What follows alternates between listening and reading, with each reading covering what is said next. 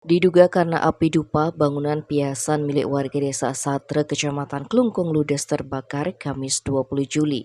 Informasi yang diperoleh menyebutkan, kebakaran ini pertama kali dilihat saksi Debagus Astawe yang saat itu sedang melintas di depan rumah korban. Saat itu saksi melihat kobaran api di merajan rumah milik Idewo Puturapi.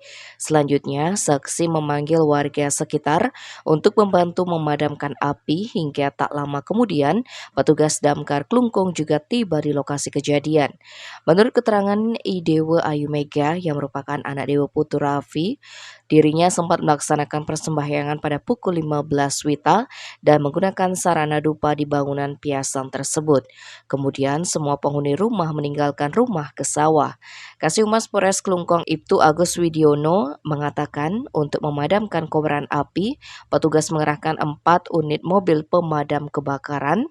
Proses pemadaman pun berlangsung selama 30 menit hingga api berhasil benar-benar dipadamkan. Syukurnya tidak ada korban jiwa, tapi korban mengalami kerugian sekitar 150 juta rupiah. Tim Bali Express melaporkan.